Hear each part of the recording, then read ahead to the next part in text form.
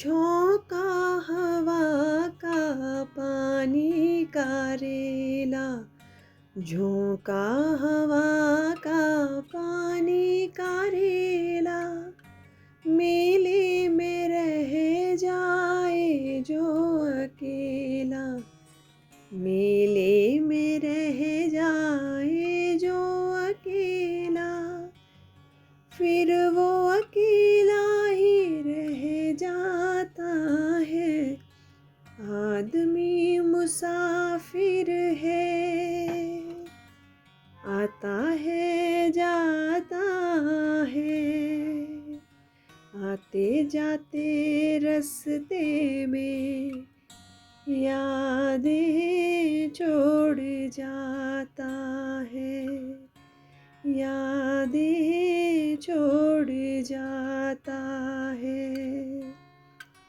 यादें छोड़ जाता है, यादें छोड़ जाता है। थक गए यार। अब आज है टर्न इस वाले बगीचे की, और कुछ लोगों को खाना खिला दिया है, कुछ खाना लेके आई हूँ, बहुत से लोग लगाए हैं काम के लिए। तो और अंदर का हाल दिखाती हूँ आपको क्या है आजकल हुआ हुआ, पसीने से तो पूरा घर सीज़न टाइम में ऐसा होता है, अंदर का पूरा सामान स्टोर का बाहर। और यहाँ पे धुल रहे चावल, क्योंकि खाना बनाना है लेबर को। इधर मैंने कुकर चढ़ा दिया है, ये बगीचे वाले घर में आई हूँ अभी। तो ये देखिए काफ़ी हौच पौच रहता है ये घर, क्योंकि यहाँ पे सिर्फ हम खेत का काम करने के लिए, गाय का करने के लिए आते हैं। जैसे हम घर में रोज़ जहाँ पे रहते तो हम यहाँ पर भी है, बट रूटीन जहाँ पे सुबह शाम दिन रात आप रहते हो वहाँ पे आप सेटिंग करके रखते हो, और वैसे जहाँ पे सिर्फ आपको अपना थोड़ा सा काम करने के लिए आना है।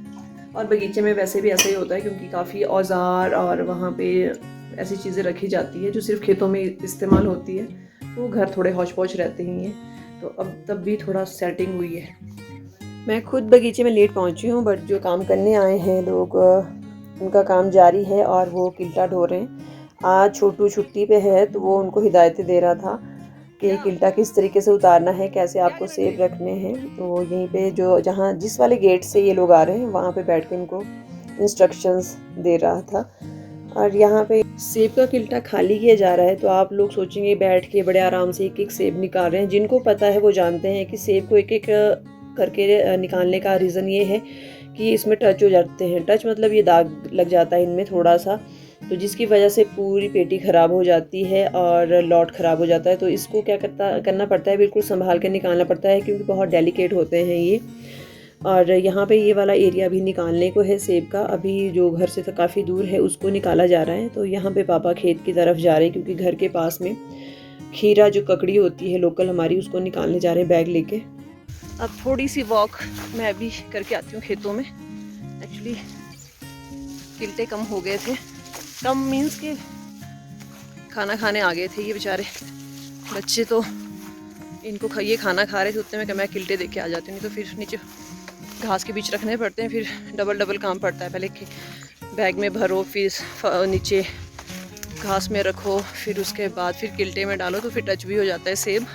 क्योंकि अगर थोड़ा सा भी टच हो जाता है तो पेटी में चला जाएगा अगर वो टच्ड वाला सेब, तो वो और सेब को भी ख़राब कर देगा। बोलते हैं ना जैसे एक मछली सारे तालाब को गंदा करती है, वैसा एक सेब ना पूरे सेब को ख़राब कर देगा।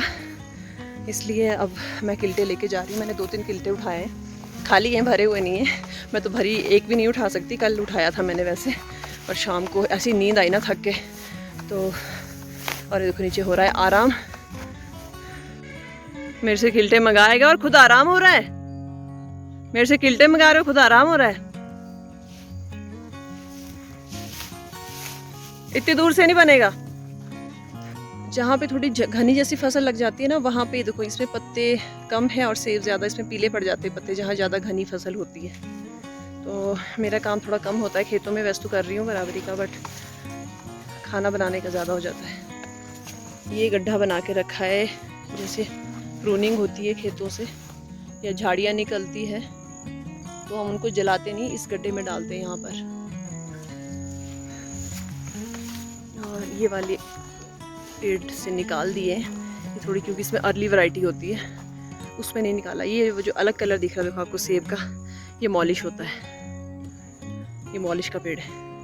ये थक जाते क्योंकि पेड़ों में चढ़ते उतरते, तो फिर यहाँ पे रेस्ट हो रहा है। आ जाओ फिर हम खाना खा लेते हैं।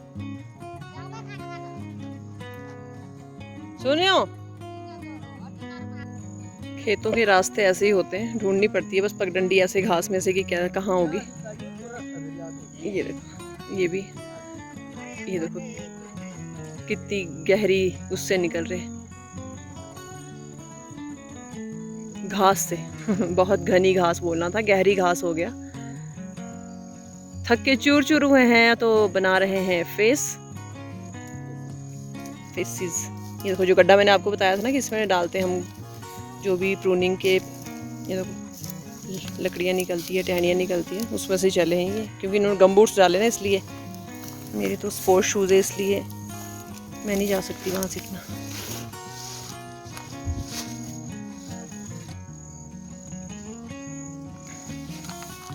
इनकी कमर में दर्द है इसलिए थोड़े ढीले हैं ये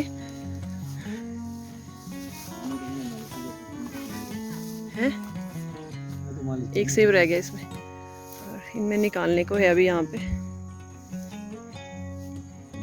मौसम थोड़ा रुक गया, आज हम थोड़े लेट हो गए खेत में आने के लिए।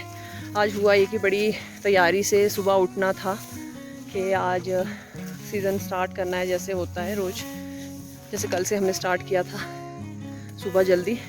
वैसे आज भी करना था, पर आज क्या हुआ कि बारिश थी रात भर और मौसम हुआ साफ़ कोई 11 बजे। तो उसके बाद एक एजेंसी वाले हैं, वैसे अपने पास भी है, वैसे तो आंटी है, रीता है, छोटू है, वो लोग तो थे ही, पर क्या हुआ कि एजेंसी वालों को फ़ोन किया तो उन्होंने 4 बेचारे लड़के भेज दिए। तो अभी वो खाना खा रहे हैं, जैसे उनको खाना देके आई थी वो खाना खा रहे हैं। फ़ोन में मैसेज भी आ रहे बीच में।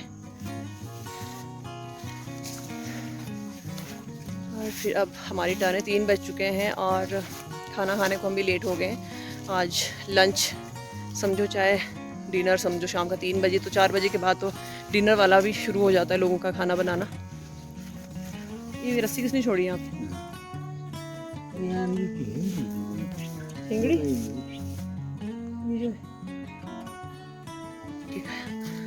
आ गए अब वो लड़के बेचारे, डाडो काम कर रहे हैं।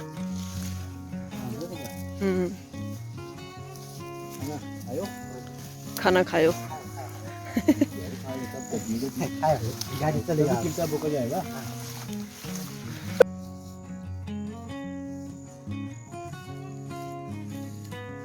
आता बोलते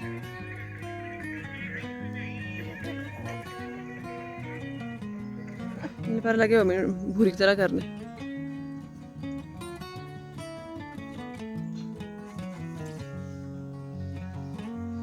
अब तो मेले के बाद जाओगे कटोरी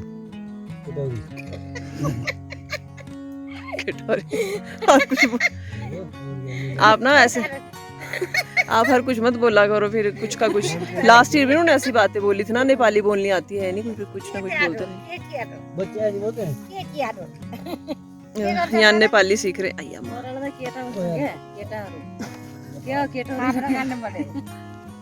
यहाँ पे सब अलग अलग डायरेक्शन में चले गए हैं अपने अपने बैग पकड़ के, तो मैं जो थोड़े दूर है वहाँ से बैग पकड़ रही हूँ।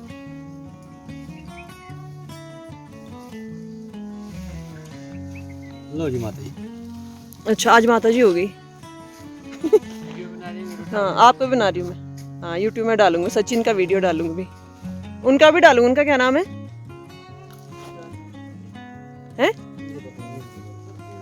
आंटी भी मेरी तरह हैं, ये भी पेड़ में चढ़ने से बहुत डरते हैं, तो जो थोड़ा नीचे होते हैं सेब उनको ही निकालते हैं। चढ़ तो जाते हैं पेड़ में, बट कोशिश करते हैं कि पेड़ में ना चढ़ूँ और नीचे से निकालूँ।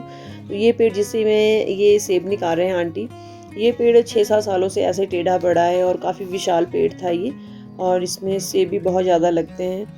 और टेढ़ा हो गया है, तो थोड़ा सा इसमें क्या करना पड़ता है ना, जो आगे की टहनियाँ है उससे सेब निकालना काफ़ी मुश्किल हो गया था। रीता और सचिन थे, आंटी तो अभी तने के पास ही खड़े हैं। सचिन और रीता निकाल रहे थे सेब, और काफ़ी जो आगे की टहनियाँ हैं वहाँ से हस्बैंड थे वो कैच कर रहे थे, और मैं टहनियाँ पकड़ के खड़ी थी, क्योंकि टहनियों में जब सेब लग रहा था टच हो रहा था, टच मीन्स के दाग पड़ रहा था उसमें, तो वो ख़राब ना हो इसलिए सब अपनी अपनी मेहनत कर रहे थे, कोई निकालने में, कोई कैच करने में, कोई बैग पकड़ने में। तो यहाँ पे ये देखिए कितने आगे होते हैं सेब, और होता पता है क्या, जो टहनियों के बहुत टॉप में होते हैं सेब, उनका साइज़ भी एक्स्ट्रा सुपर लार्ज होता है। तो इस बार ये लोगों के सुपर लार्ज बहुत कम हुए हमारे जो गांव में लोग हैं उनके, क्योंकि बारिशें जैसे बहुत लेट हुई तो साइज़ इतना अच्छा नहीं बन पाया सेबों का, पर फिर भी बहुत अच्छा है। जिनके बहुत ज़्यादा बम्पर फसल थी, बम्पर मीन्स के जिनके गुच्छों में लगे थे सेब, उनको बड़ी दिक्कत हुई क्योंकि उनके साइज़ नहीं बन पाया। हम लोगों तब भी थोड़ा ठीक था साइज़, और रेट भी काफ़ी अच्छे मिले, बट उतने अच्छे नहीं मिले जितने किसानों को मिलने चाहिए। बस हम लोगों को सिर्फ मेहनत करनी मिलती है, जो करनी ही पड़ेगी जब तक ज़िंदा है और जब तक खेती बाड़ी कर रहे हैं। तो शाम को वो लोग अपने निकाल रहे थे सेब, मैं अपना काम जो शाम का होता है गाय मिल्किंग का, काऊ मिल्किंग का, सॉरी, हिंदी एंड इंग्लिश दोनों इकट्ठा हो गया, और समझ तो आप जाते ही हो। थोड़ा सा ये होता है कि कईयों को गाय दूना पता नहीं होता, काऊ मिल्किंग पता नहीं होता, जो काऊ मिल्किंग समझते हैं वो गाय दूना नहीं समझेंगे, इसलिए कोशिश यही करेंगे कि सबको समझ में आए और मेरी वीडियो को अच्छे तरीके से समझ पाए। मेरे ही नहीं, जो भी यूट्यूबर्स हैं उनके वीडियो को अच्छे तरीके से समझ पाए, पर ये है हम कोशिश ये करें कि अपनी जो बातें हैं वो अच्छे से आप लोगों तक पहुंचा सकें। और गाय दूने का मुझे शौक़ भी है, पर जैसे बहुत दिनों बाद दूते हैं तो फिर हाथ थोड़े थक जाते हैं।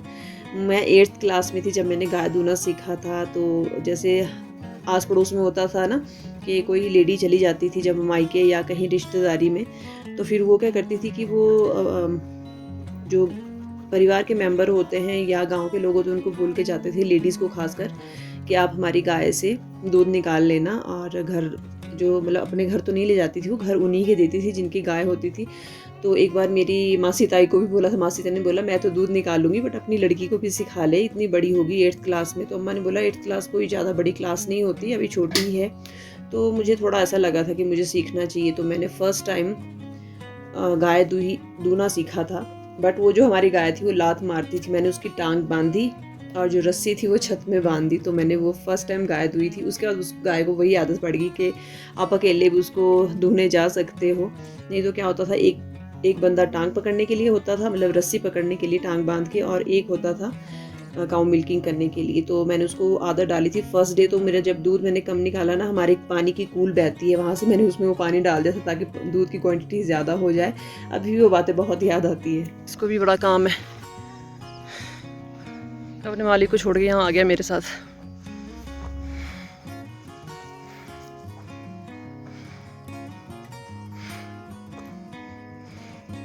और आप लोगों से रिक्वेस्ट ये है कि बरसात बहुत ज़्यादा हो रही है, बहुत ज़्यादा खड्डे हैं, सेफली गाड़ी चलाएं, पहाड़ियों से, पानी से, नदी से दूर रहें।